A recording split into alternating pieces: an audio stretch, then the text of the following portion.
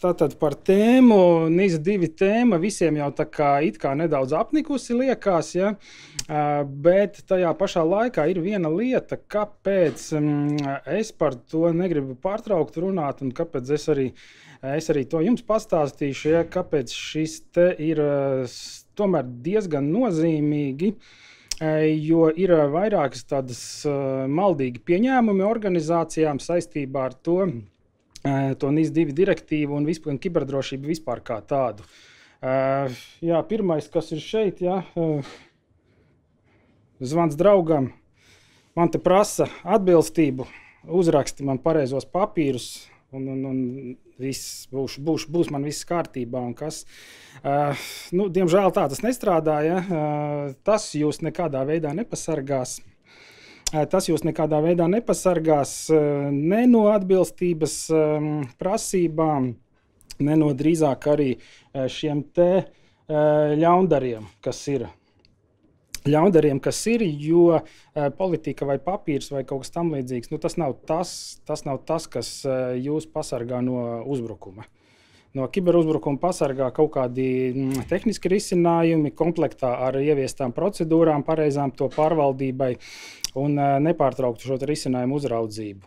Un šeit tas NIS2 būtu jāsaprot, ka faktiski, un to es arī varu teikt jau no šīs manas pieredzes industrijā un klientu daudzu bēdīgām pieredzēm, ja, ka faktiski tas ir tāds pilnīgs minimums mūsdienās, kas būtu jebkurai organizācijai. Vienalga, vai man prasa to atbilstību vai neprasa, ja, bet tas būtu tas, uz ko būtu jāorientējās. Nē.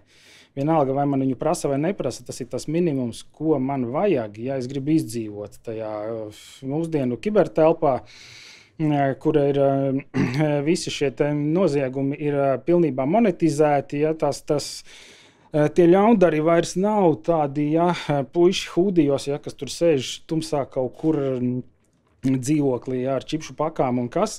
Nē, viņi tieši tāpatās kā mēs, nāk uz saviem birojiem, darba laiks, katrs sadalītas šīs darbības sfēras, ja, un strādā kā šādu darbu gandrīz vai. Ja. Tā kā tas bizness ir pilnībā nolikts uz tādiem ekonomiskiem pamatiem, uz darba dalīšanu un visu pārējo, ja reizēm viņiem pat ir efektīvāki procesi iekšēji nekā daudziem mums gribētos to vēlēties. Ja. Tā kā līdz ar to tas draudz tiešām ir reāls un šajā gadījumā, kā jau es minēju, ja, tas, ka jūs uzrakstīsiet politiku, ja jūs viņu tur ieliksiet tajā aizsardzības ministrijas izveidotajā sistēmā, ja, tas jūs nepasargās no tā, ka kāds gribēs jūs uzlaust.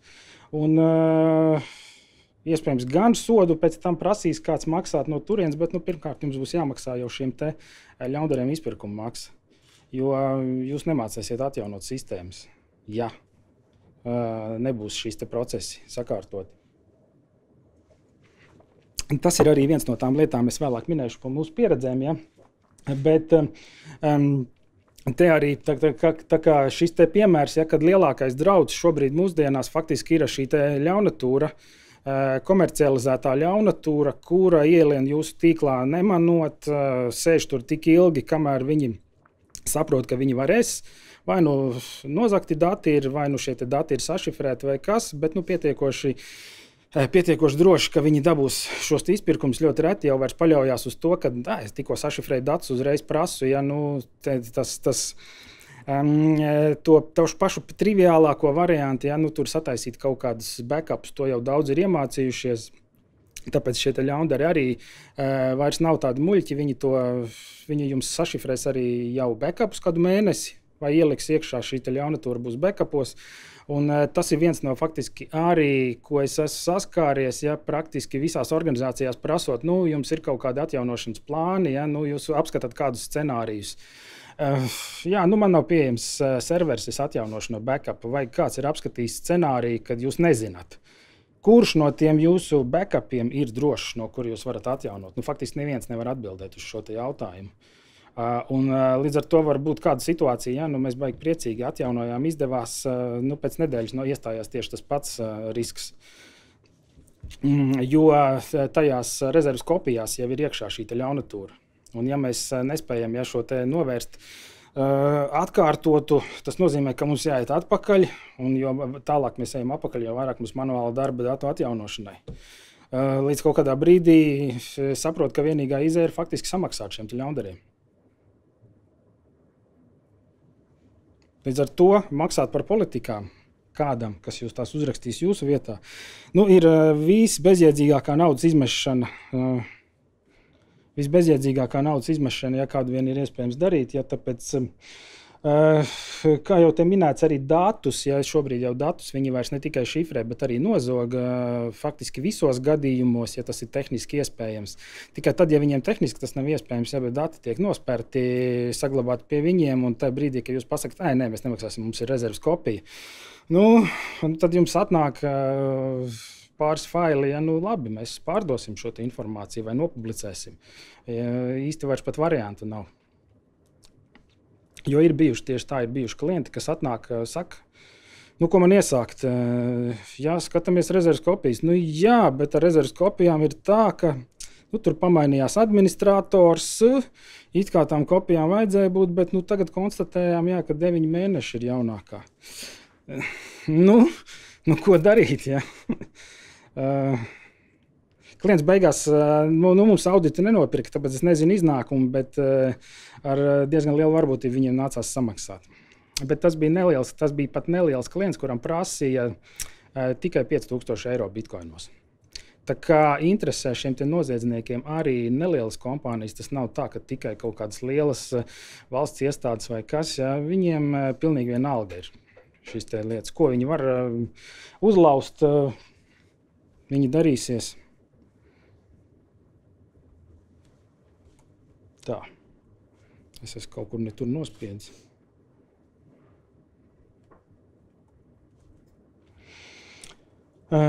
Tāpēc par to NIS2 ir tas, ko es minēju, ka NIS2 faktiski ir tas, un tas ir arī jūsu gadījumā. Ja? Jūs visticamāk lielākā daļa tam atbilstat, bet kāpēc es te pieminēju šo te, ka tā būtu tāda pamata kiberhigiēna, tas ir tas, kas jums ir jāprasa jūsu sadarbības partneriem, jūsu piegādātājiem un tam līdzīgi. Vai jūs atbilstat vismaz NIS2, jo NIS2 iekšā patiesībā arī ir tas, kad jums ir jāpārvalda jūsu trešās puses, ja, un tad šīs lietas ir tas, kas jums ir jāprasa arī viņiem, vai jums ir vismaz kaut kādas šīs pamata kiberdrošības lietas ieviestas, lai jūs strādājat ar mūsu datiem, ja, lai mēs būtu pārliecībā, ka tajā brīdī, kad šie riski iestāsies, ja, kad jūs viņus pārvaldat vismaz kaut kādā veidā, vismaz zinat, ko ar tiem darīt, ja. Un šeit arī tāpēc, kas ir tās galvenās lietas, patiesībā ir galvenās 4 lietas, un tā pēdējā, ja tas politikas, un kāpēc es tās politikas uzsveru, tāpēc, kad pēdējā laikā ir saradušos ļoti daudz šie konsultantu piedāvājumi, mēs jums uzrakstīsim, jā, tiešām NIS2 nav nekas sarežģīts, galvenais ir tie pareizie dokumenti, mēs jums tos uzrakstīsiet, ja jūs tur atbildīsiet, un viss forši, ja cena zemāka nekā pārējiem. Lai gan faktiski, ja politikas un kas, tie dokumenti visi ir pieejami internetā, ja jūs ejat pēc šādu ceļu, tad paņemiet no turienes lielu šķirbu, jūs viņus tāpat neievērosiet. Kāda atšķirība, vai viņi ir piemēroti jūsu vidē vai nav līdz galam, ja kaut ko var palabot un izmantot tādus, ja, bet šeit tad ir. Kas jums ir galvenais? Galvenais ir droši galvenie IT procesi, droši, lielā mērā ar droši šeit būtu saprotams tas, ka vismaz ir zināms, kas kur ko dara un par ko atbild. To nav iespējams bez tā, ka ir vismaz minimāli tas fiksēts kaut kur uz kaut kāda papīra gabaliņa. Ne papīra, bet dokumenta digitālā vai kas zināms, kurš kurā brīdī ko dara, ja kurš piešķir tiesības, kurš apstiprina tiesības. Tas ir otrs svarīgākais, ir šī skaidra rīcība incidenta gadījumā. Praktiski otra svarīgākā procedūra organizācijā, ja jums kaut kas notiek, lai nav tā saucamais ad hoc darbības, jums pašiem ir bijuši situācijas ar klientiem, kas domā, ka viņi pārvalda šo situāciju, ja, bet tajā brīdī, kad iestājās incidents, ja, mēs esam kā konsultanti nolīgti, mums ir jāpiedalās sapulcēs, ja, kur klienta pārstāvji vienkārši ir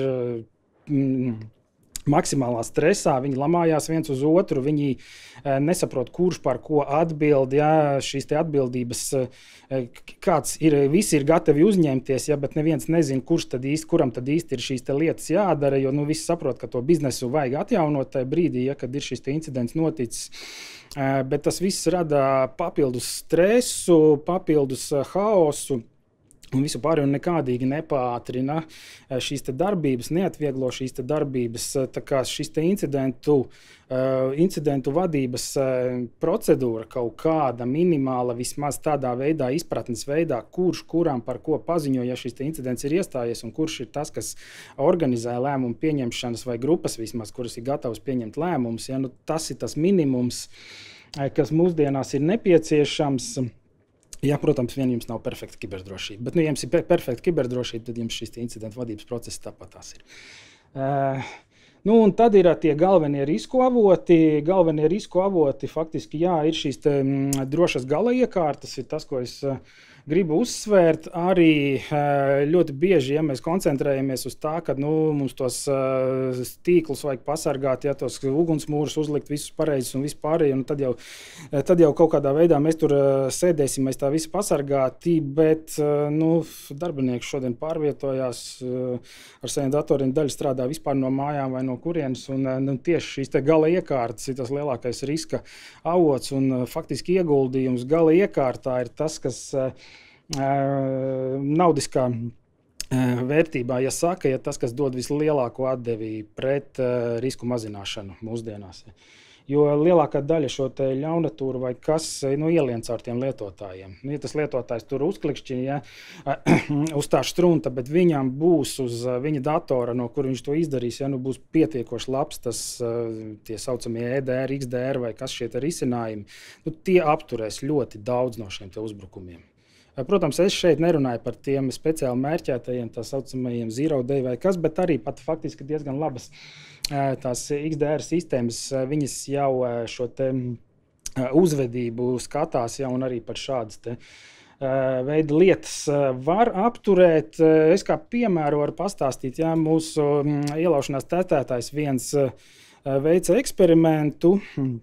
Viņš priekš sava bakalaura darba, ja viņš arī studē kiberdrošību, tas ir no Lietuvas cilvēks. Un viņš paņēma ar internetā pieejamiem konstruktoriem, izveidoja šo te ļaunatūras simulātoru, un viņam vajadzēja apmēram kaut kādas 3-4 stundas, lai izveidotu simulātoru, kas bez problēmām apgāja standarta Microsoft Defender funkcionalitāti. Ar standartu es šeit domāju, ja to, kas ir bezmaksas, kas nāk visiem datoriem līdzi. Brīvpieejamiem rīkiem vai kas, pēc tam, kad viņš paņēma darbstaciju, ja, kur jau ir ar paplašināto funkcionalitāti, ja, šis te Defenders, tur viņam tas beigās izdevās, ja, pēc 2 dienām, bet arī tikai uz stundu. Pat pēc stundas jau atkal šis te atjaunojās, ja pielietoja savus AI algoritmus vai ko ne, un šīs te viņa tas izveidotais ļaunatūras konstrukts tika izmests no sistēmas. Bet šeit gan jāpiebilst, ja, ka tur tiešām īpaši daudz laika netika ieguldīts, bet tas tā kā parāda, ja, kad pāris stundās var apiet šo te standarta Windows drošību, ja sarežģītākai jau ir nepieciešams ilgāks laiks. Un tāpatās, ja šie te mācās, tās advancētākās XDR sistēmas mācās un viņas pasargā no šīm te lietām.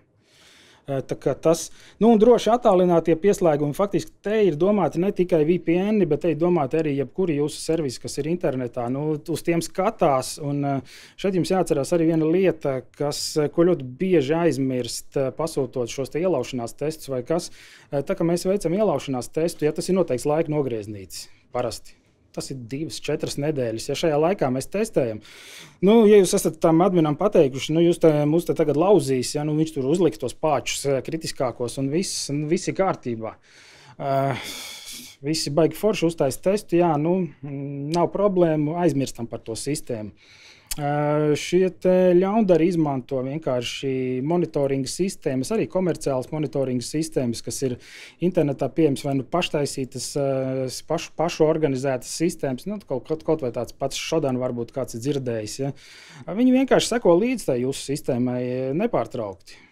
Viņam tas neko nemaksā. Viņš tur ir pieslēdzis tos monitoringus. Un tajā brīdī, kad tas kārtējais caurums ir parādījies, ja administrators viņu tur 2 nedēļas ignorē, tad viņi saprot, šito serveri tagad varam mēģināt uzlauzt. Ja?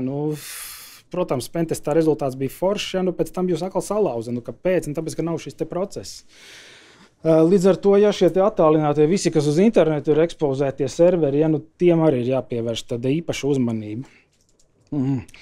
Un tas ir tāds svarīga lieta. Kas ir šie lielākie izaicinājumi? Ja? Parasti visi saka, ja tas viss maksā dārgi. Šeit es arī pastāstīšu, ja parasti mēs, protams, ir ļoti daudz dažādu rīku pieejami. Ļoti daudz, un tā ir viena no industrijas problēmām patiesībā, jo pirmā problēma ir šī speciālistu trūkums. Speciālistu trūkums, tas nozīmē, ka jums lēmumu pieņemšanai ļoti bieži nav pietiekami kvalificētas informācijas. Ja jums nav kvalificēti kiberdrošības speciālisti, kvalificēti IT speciālisti, kas pārzina visu jūsu infrastruktūru, jums vienkārši nav šīs pietiekošas informācijas, lai pieņemtu tā saucamo risku bāzētu lēmumu. Bet jums ir šis lēmums jāpieņem. Parasti cilvēki iet uz ko, atnāk man te produktu foršu piedāvāja, vai mēs šito nopirksim. Tas reku saka, ka viņš aizvērstās. Nodrošinās atbilstību NIS2. Tagad visi saka, jā. Visi saka, nodrošinās atbilstību NIS2. Vairumā gadījumu šie produkti tiešām nodrošina atbilstību NIS2 ar ļoti mazu piebildi. Kaut kam, ja NIS2 ir šitas, tad viņi nodrošina kaut kam apmēram tādām katrs produkts. Ja. Un, tad sarēķiniet, ja jūs gribat ar produktiem to visu aizvērt, cik tas jums maksās. Kopumā, ja jums jāiepērk, jānomaina gandrīz vai visi jūsējie, kas turpmāk nodrošinās šo te. Līdz ar to šī specializācija produktu ir laba lieta, bet no otras puses vairumā gadījumu, kā es saku, ir grūti pieņemt lēmumu, tāpēc ar produktu izvēli iesaku tiešām būt samērā uzmanīgiem, vienkārši neuzskatīt, ka tas būs tas maģiskais stienīts, ka tas jums palīdzēs. Un kas ir tas pēdējā problēma, kad tā kā nav speciālisti gan kiberdrošībā, gan IT, tad faktiski jau šis esošais IT resurss knapi pietiek, lai vienkārši nodrošinātu esošā stāvokļa uzturēšanu. Un tas nav ne labi, nav slikti, tas ir vienkārši fakts, kas ir jāpieņem. Un faktiski tas ir arī tas, kad atkarībā no tā, kurā jūs līmenī esat, vai jūs esat lēmumu pieņēmēji, vai jūs esat tie, kas ir atbildīgi par šo IT organizāciju, jums jāsaka, jums jāapzinās, kad jūsu esošais šis štāts, viņš spēj nodrošināt situācijas uzturēšanu, bieži vien, ja viņš nevar veikt uzlabojumus un tā tālāk, tāpēc, ka nav kapacitātes. Reāli. Te ir tas vēlreiz par to formālo kiberdrošību, ja? Bet par to jau es izstāstīju, ja? Bet kas ir tās lielākās sekas? Praktiski, ja sekas ir jāatcerās tam sekas, kam te jūs domājat, ka vienkārši šo te politiku uzcepsim, nokačāsim internetā, pasūtīsim, ja? Ir tas, ko es minēju, kas ir tiešām redzēts, ja? Ir dīkstāves, ilgstošas dīkstāves un stress par to, kā atjaunot darbību. It sevišķi tas, ko es arī pieminēju, ja kad esošais IT nodrošina tikai uzturēšanu, ja jums ir, pieņemsim, tajā ļaundaru uzbrukumā nograuta kāda no jūsu svarīgām sistēmām, ļoti bieži tā sistēma ir instalēta gadus atpakaļ. Gadus atpakaļ reāli maksimums, kas tiek nodrošināts, ir kaut kāds pāčings, ja, un sliktā gadījumā visi cer, ka varēs atjaunot no rezerves kopijas. Un ja ir situācija tāda, ja, kad no rezerves kopijas pacelt nevar, ja pieņemsim to pašu aktīvo direktoriju, tas administrators vienkārši nekad to nav darījis. Vai viņš to ir darījis vienu reizi pirms 2-3 gadiem, ja viņš neatcerās, kā ir pareizi jākonfigurē. Un tas viss ir ilgs laiks atjaunošanā, ja, tas ir dīkstāve un stress. Ja, protams, visi stāv tur aiz muguras viņam un gaida. Līdz ar to nākamais ir tad ir papildus izmaksas, tam mums jāpiesaista konsultanti. Konsultants tajā brīdī var nebūt pieejams, vai arī viņš, protams, ieslēgs savādāku cenu, nu, tad nākamais nākieties sodi no regulātoriem pēc tam. Par tiem es vēl pieminēšu visu, bet tas varbūt pat ir tā mazākā problēma, ja, bet arī tad ir šie reputācijas riski un tas, ka jūs nespējat piegādāt klientiem produktus, nu, un, protams, darbinieki, viss tas, ko es teicu, ja, šajās situācijās, kritiskajās situācijās. Ja nav sapratnis, ko darīt, ja, darbinieks tas demotivē. Darbinieks tas demotivē, ja, tāpēc šī ir lieta, ko man gribās tomēr nedaudz piedomāt visi šī krīzes plānošana, incidentu rēģēšanas procedūras kaut kāda līmeņa, ja šī darbības nepārtrauktības plāni, vismaz augsta līmeņa, vismaz ar to, lai komunikācija plāni, ja, ka tas iespējams sākotnēji ir nesapratni, ja, cik tas ir detalizēti nepieciešams, ja, bet komunikācija ir pats svarīgākā lieta šajā ziņā, ja vismaz kas kuram par ko ziņo un kurš ir atbildīgs par to, ka savāc kopā kaut kādu komandu, kas spēs kaut ko izdarīt. Ja. Sodus es tur nepieminēšu, cik tur ir tajos līgumos un prasībās, ja, bet vēlreiz tad atgādināšu to, ka to NIS2 prasības līdz ar to var salīdzināt ar tādu tehnisko apskati, ja, un šo obligāto apdrošināšanu, tas ir nekas vairāk, ja tas ir tāds minimums, bez kura, ja, faktiski jau uz ceļa izbraukt, tā kā nevajadzētu ar automobīli. Un tas ir tas pats, ja tā kā biznesam vai organizācijām bez tā darboties, ja viņas ir pieejams internetā, arī nevajadzētu. Sodi, varēsiet uzdot vēlāk, varēsiet uzdot jautājumu, protams, par sodiem arī kolēģim no blakus mājas. Viņš stāstīs, bet faktiski arī tas par sodiem šobrīd nav, un arī es esmu pasakojis līdzi arī visā Eiropā, tā kā uzsvars ir uz to, kad šī direktīva ir priekš tam, lai piespiestu vismaz šīs minimālās kiberdrošības prasības ievērot organizācijas, un kāpēc, nevis tāpēc, lai uzlikt sodus, bet tāpēc, ka šie incidenti vienkārši var ietekmēt to parasto cilvēku dzīvi tajā brīdī. Ja? Kad tas kiberincidents notiekās, ja, un tas ūdens saimniecības uzņēmums jau vairs pilsētiņai nevar uz nedēļu piegādāt kaut ko, jo kaut kādas tur uzraudzības sistēmas ir sašifrētas. Ja, tas vienkārši beigās tas rezultējās ar to, ka tas ietekmē tūkstošiem cilvēku ikdienu. Līdz ar to tas ir tas minimums, ja, par ko ir jāuztraucās šajā ziņā. Ja, un, kā jūs sakat, sodīs pirmie, kas sodīs, būs šie kibernoziedznieki. Un situācija tiešām ir diezgan briesmīga. Tā, labi, es varbūt arī nedaudz, tad es jau tā kā pieskāros, ja, bet tās, kas ir tās lietas, ko mēs esam konstatējuši, neskatoties uz to, ka varēsiet prasīt atkal kolēģiem, ja, kad būs tie noteikumi, ja, neskatoties uz to, ka šie noteikumi un likumi joprojām nav līdz galam faktiski nevienā Eiropas valstī apstiprināti, arī kiberdrošības likums mums ir, protams, ja, bet noteikums vēl visi gaida, tur visu laiku notiek diskusijas par to, kuras no tām prasībām ir nepieciešams, kuras nav. Bet tāpatās mēs esam veikuši jau vairāk nekā 10 dažādus ar NIS2 saistītus šos te pārbaudes. Jāsaka, gan kā Lietuvā ir aktīvāki, gan uzņēmumi, gan organizācijas šajā ziņā. Neskatoties uz to, ka likuma pieņemšana viņiem apmēram tādā pašā ātrumā kā pie mums, viņi jau vairāk domā par to uz priekšu. Ja? Un te ir tās galvenās lietas, ko mēs konstatējam, un te jāņem vērā, ja, ka tās ir tās organizācijas, kuras ir pakļautas šim te NIS2, kuras ir pakļauts, ja, bet šīs te lietas ir tiešām reāli no šiem te pārbaudēm, nepilnības aktīvu uzskaitē.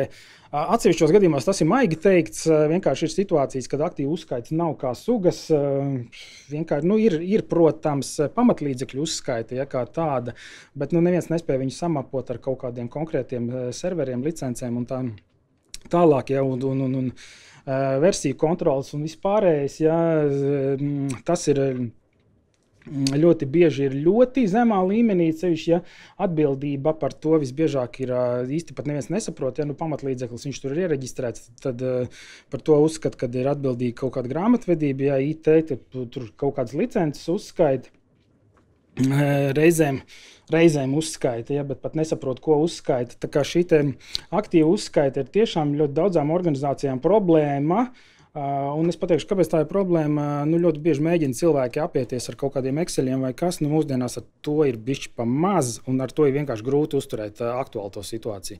Pat ja jums izdodas vienreiz to uztaisīt, pēc tam nevienam negribās pēc pusgada vēlreiz atjaunot, ja, kad saprot, ka tā situācija jau krietni mainījusies un jātaisa gandrīz vai pa jaunu. Tad, kad atcerās, cik liels čakars bija to pirmo Excel izveidot, tad vairs neviens to negrib un uzskata, man te kaut kas ir. Varbūt pamainīšu cipariņus un būs labi. Atbildība par kiberdrošību ir otra lielākā problēma. Ja? Šis te nav pat formāli noteikti atbildīgi. Ja? Reizēm vismaz vadības līmenī vismaz ir kaut kāds uzskats, ja, kad IT paši pēc noklasējuma, tad viņi tur ir atbildīgi, viņi tur zinās, kā sakonfigurēt tur tās pareizās lietas, bet visbiežāk vienkārši nav vispār arī tam IT cilvēkam, ja tas uzskats, ka viņš ir atbildīgs par kiberdrošību, viņš ir tāds mutiskā līmenī, ja vadība uzskata, ka ir, viņš pats arī it kaut kā reizēm pat piekrīt, ka ir, bet viņi visi godīgi atzīstās, ja, ka mēs runājam, kad laika tam visam nav, izdarīt neko nevaru, ja vienīgi kaut kam sanāk laiks, tad ir šis, un faktiski šāda situācija ir diezgan bēdīga arī tādā ziņā, ka abas puses ir pieņēmušas to visu, un tas nozīmē, ka arī tā situācija nemainās. Ja tā kaut viena puse sāktu iebilst par to, tad arī otra puse sākt saprast, ka kaut kas ir jādara savādāk, varbūt vajag to atsevišķu cilvēku, ja? Kaut vai uz pusslodzi, ja, vai arī kaut kādu ārēju konsultantu vai kas. Bet kamēr abas puses šo situāciju tā de facto pieņem, ka it kā kāds ir, īstenībā neviena nav, tā ir liela, tad no šī riņķa organizācija neizies. Tur, kur ir politikas un procedūras, tur lielā mērā viņas ir viss faktiski bija pirms kādu laiku. Ja. Vispārējā datu regula tika ieviesta, tad bija tas bums sataisam, tad tur kaut kas ir, tas, ko var parādīt, uzprasot, kā šī te procesa strādā. Cilvēki saka, nepiesienieties mums, mēs pat nezinām neko, tur ir datu aizsardzības speciālists, kurš arī jau ir sen aizgājis no organizācijas. Ja, tas. Tā kā šīs politikas ļoti bieži nevienam nav neatbilstošas situācijai nekam, bet te jau ir tas, ko es minēju. Ja, liels jēgas no viņām tāpatās nav. Neviens viņas esošie procesi ir tādi, ka neviens viņas īsti neievēro, vienkārši tāpēc, ka nav reizes kapacitātes tam. Lietotāju konti ir diezgan fundamentāla problēma, īpaši tur problēma ir mazāka, tur, kur ir šis single sign-ons ieviests, bet ļoti daudzās organizācijās joprojām ir tas, ka, bet ja nevaldos, man tur bija tālāk paskaidrots, ja. Es te iziešu cauri. Un runājot par šo te atbildību, ja, par kiberdrošību, ja, tad ja organizācija lemj par šo te kiberdrošības pārvaldību, jāuzmanās no šīs situācijas, kad arī formāli tiek piešķirta šim te IT vadītājam atbildība par kiberdrošību. Tas mūsu kiberdrošības likumā un noteikumos tas noliegts nav, un cik es sapratu, arī nebūs. Jo mazās organizācijās tā var būt tiešām problēma, ja, bet tā ir situācija, no kuras vajadzētu maksimāli izvairīties vai saprast vienkārši, kā šīs lietas tiek nodalītas. Ja ir šī atbildība par kiberdrošību uzlikta, tad jāuzliek tas, kas tieši viņam ir jādara šeit kiberdrošības sfērā, nevis vienkārši ķeksīts, to arī atbild par kiberdrošību.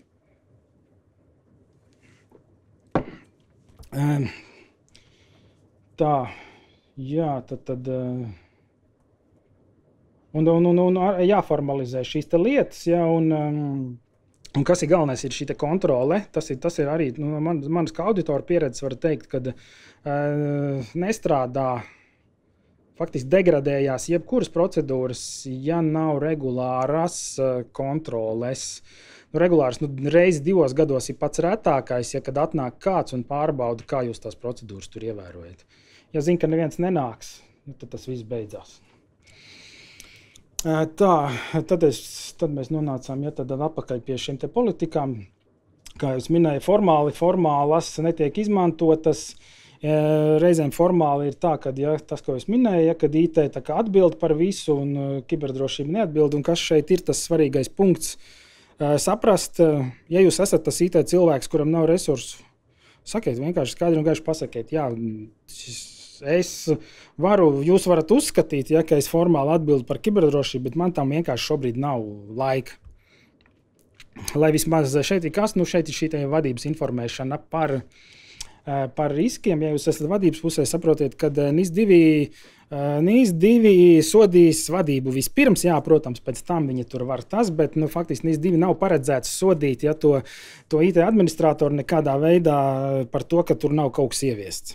Atbildīgi ir vadība, un vadību var būt pat līdz vadības atcelšanai.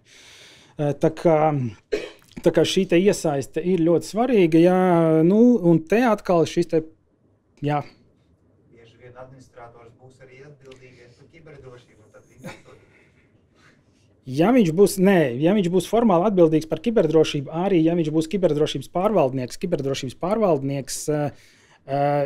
ir pakļauts vadībai, un viņš nav tiešā veidā paredzēts sods kiberdrošības pārvaldniekam par kaut ko. Bet visiem, kas ir kiberdrošības pārvaldnieki, mana rekomendācija, ja jūs esat kiberdrošības pārvaldnieki, ziņojiet par visu, ko jūs esat konstatējuši, par visiem trūkumiem, ko jūs nespējat novērst. Vienalga, kā vienkārši paziņojiet. Un viss šādā veidā jūs noņemat no sevis atbildību par tālāko rīcību. Ja jūsu ziņojums tiek ignorēts, tā vairs nav jūsu atbildība. Ja jūs par to nevienam nepasakat, tā ir jūsu atbildība. Tā, mēs pie lietotāju kontiem, ko mēs esam konstatējuši ar tiem kontiem. Tur ir daži bijuši ļoti interesanti konstatējumi. Tiešām, kā jau es minēju, tur, kur ir single sign-ons, tur ir tā kā mazāks bardaks ar šīm te lietām, bet ļoti daudz organizāciju joprojām ir tas, ka arī ar visiem šiem te aktīvo direktoru ieviešanu, kas netiek pieprasīta paroļu maiņa. Kā tāda, lai gan saistībā ar jaunajiem NIS-iem tur ir īstenībā interesanti, ka viņu pat neprasīja, bet faktiski tur ir viena parola lietotājam, ko viņš tur izmanto gadiem, bet viņi arī nav apmācīti izmantot kaut kādas normālas parolas. Tas, ko phishingos mēs testos konstatējam, joprojām, un tas ir 5 gadi, populārākās parolas. Rudens, gadskaitlis un tur vai izsaukums zīme pavasaris, gadskaitlis, šitās te cirkulē. Tur var būt, ja ir biežākas tās maiņas, tad tur var būt mēnesis, ja tur marts 2024. Un kas formāli šīs te paroles visas atbilst tā saucamajām complexity rules, bet viņas visas sen jau ir zināmas, šīs te veidošanās paterni ir zināmi tiem sliktajiem puišiem, viņas visas uzlauž minūšu laikā. Tas netiek darīts, tas netiek konfigurēts, un kāpēc tas faktiski netiek darīts, arī tā sarežģītākas prasības, garākas paroles netiek prasīts vai kas, jo lietotājiem tas nepatīk. Viss, tieši tā ir. Bija interesants gadījums, kad paroles tika piešķirta vienkārši lietotājiem arī netiek mainīta. Administrators piešķir, un ja lietotājs aizmirst gadījumam vai kas, visas tās lietotāju paroles administratoriem vienā datubāzē ir smuks sarakstīns lietotājs un viņa parole. Un tas viņiem viss tiek glabāts. Ja. Tā kā tas viss organizācijas līmenī vienkārši viss, jā. Un pieejams visiem IT cilvēkiem tas sarakstīns. Labi, viņu vismaz glabāja šitajā, tas nebija Excelī, tas vismaz bija Keeperī. Tas kā tāds vājš mierinājums. Lokāli administratori lietotājiem, pie tam lietotājiem, kuriem vienkārši nav vispār tādas vajadzības vai kas, viņš vienkārši, viņš ir kaut kad paprasījis, vai arī administrators vienkārši saka, viņam tur ik pa laikam tur kaut kādus tur vai kaut ko pieinstalēt, es negribu čakarēt, visiem viņiem piešķīru un miers. Un tas ir situācijās, kad šīs iekārtas netiek kontrolētas, nav nekādas attālinātās pārvaldības sistēmas, ne ar šiem XDR-iem, Interiem, ne ar kaut kādu Intune vai neko. Faktiski pat nezina, ko viņš tur dara uz tās iekārtas. Privileģēto kontu uzskaita, ja, tas, protams, arī ir visās šajās organizācijās liela problēma. Ļoti bieži, ja tur veicot kaut kādā, paskatoties uz jebkura servera, ja, uzdod jautājumu, kāpēc tur tie admin konti kaut kādi, īsti pat atbildi neviens nevar pateikt, kam viņš tiek izmantots. Ja. Servis konti, jā, saprotami, bet vienkārši kaut kādi izveidoti kaut kad priekš kādiem mērķiem. Nezināms, protams, tur visiem ir ielikts, nevar prasīt password change un tam līdzīgas lietas, ja, visiem administratoru kontiem. Tā kā tās ir tās saistītās ar šo te kontu pārvaldību lietas, ja, ja tur ir, ja nav viens konts un ir dažādi, tad tur vispār tie bardaki mēdz būt vēl drūmāki ar to, kad lietotājiem. Šeit faktiesībā ir organizācijām, kas nevar atļauties, ir tāds viens workarounds interesants, kas nevar atļauties, ja šo te single sign-on password manageris. Moderns password manageris ir tāda single sign-on paveids, varētu teikt. Uzliekiet šo te lietotājiem ar modernu šeit, es domāju, tādu, kam ir arī multifaktoru autentifikācija un viss, jā, protams, tas būs mākonī. Un tam līdzīgi visām savām sistēmām, kuras ir ieslēdziet paroļu garumu 16 simbolu un augstāku un lietotājus vienkārši apmāciet, lai viņi uzģenerē tur automātiski to paroli. Viņi nekad neatcerēsies to paroli, ja kas tur būs uzģenerēta vai kas viņi ies caur šo te password manageri. Bet vispār tās sistēmas tad neviens nevarēs atlaust, jā, un jums arī būs multifaktors. Pa virsu arī tām jūsu sistēmām, kurām jūs to nevarat izdarīt. Tas tāds, viņš, protams, ir savi mīnusi tam visam, jā, bet tas ir tāds interesants risinājums, kā iegūt gan multifaktoru, gan sarežģītas paroles, jā, situācijā, kad lietotāji negrib nevienu ne otru, bet un arī single sign-ons nav iespējams ar šo te visu. Trešo pušu riski pēdējie, laiks jau it kā nav, bet es ātri tomēr izskriešu cauri, jo šis te viens no svarīgākajiem punktiem. Un šis ir faktiski punkts, ko man gribās pieminēt visiem, ne tikai NIS2 sakarā. Trešo pušu riski ir praktiski jebkurā mūsdienu atbilstības regulā, direktīvā, frameworkā, whatever, faktiski visur, tāpēc, ka tas ir arī viens no ļoti populāriem uzbrukuma vektoriem. Un ko nozīmē tas? Tas nozīmē, ka pat ja jūs tur neesat pakļauti tam pašam NISam, kaut kādā brīdī pie jums var atnākt kāds cits un prasīt, kā jūs pārvaldat kiberdrošību, jo viņam ir jāpārvalda šie trešo pušu riski, un jūs esat viņam trešā puse. Tas ir viens, un otrs jums. Kā šim te NIS2 subjektam ir jāpārvalda savas trešās puses, tas jums ir jāzina, ja jums kāds piekļūst jūsu sistēmām vai piegādā pietiekoši kritiskas komponents jūsu sistēmām. Jums būtu jāzina, ka viņš tur neiestieps ļaunatūru vai kaut ko tam līdzīgi. Jo mums šeit atkal atgriežoties pie pieredzes, mums tieši bija šāds incidents vienam klientam, kuram bija pārvaldīta infrastruktūra. Viņa infrastruktūrā pat tā kā patching procesi un tam līdzīgi viss strādāja, bet bija darbstacija, trešās puses darbstacija, kas bija vienas informācijas sistēmas uzturēšanai.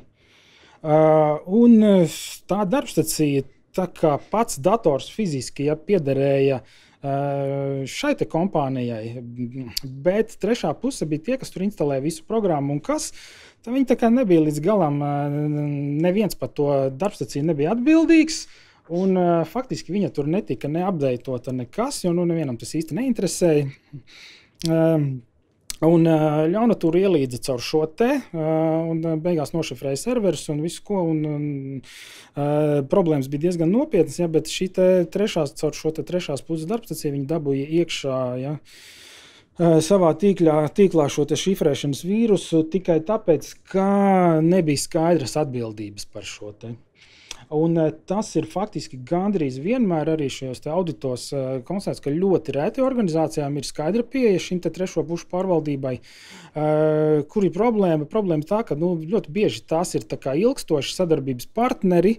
Līdz ar to tas līgums kaut kāds ir, bet tā kā viņš ir slēgts pirms gadiem, kad nevienam neinteresēja tur kaut kādas drošības prasības vai kas, vai tur ir kaut kādas formālas pāris atrunas ir ieliktas, tad tā līgumā nav nekā no tām pamatlietām, ja netur tās piegādātās servisa detalizācijas vai kas, un iespējams ir pat situācijas, ka tas reāli piegādātais servis jau tur pa 50–70% atšķirās no tā, kas bija sākumā plānots, bet katru gadu ir vienkārši pielikumā tikai cena pamainīta un viss.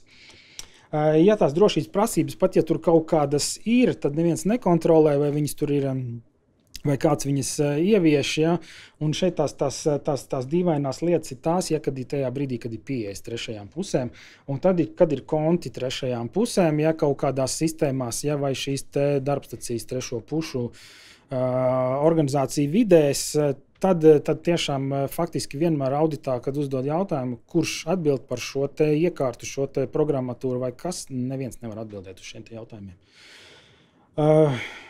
Bet reāli, faktiski, ja tie ir apdraudēti jūsu dati, ja izmantojot šo kaut kādu darbstaciju, programmatūru vai ko, ja nošifrēti vai bojāti vai ietekmēti, ja būs jūsu servis, ja jūs par to atbildēsiet. Un kas vēl šeit var būt? Arī tādas nianses, kad ir izpratne dažāda par to piegādātā servisa kvalitāti. Tas servisa saņēmējs ir iedomājies vienu servisa līmeni, ja, tā kā te nav nekas aprakstīts, ja tajā līgumā, kā jūs minēju. Servisa piegādātājs, protams, grib piegādāt pēc minimuma, ja, un tajā brīdī, kad iestājās kaut kādas incidenta situācijas, ja, tad, protams, abi skatās viens uz otru un nezin, ko darīt, ja, bet ļoti bieži arī ir tā, kad, ja, par to cenu, par kādu tiek piegādāts, ja šis servis šobrīd, ja, tādu servisu līmeni, kā ir iedomājies pasūtītājs, nav iespējams nodrošināt.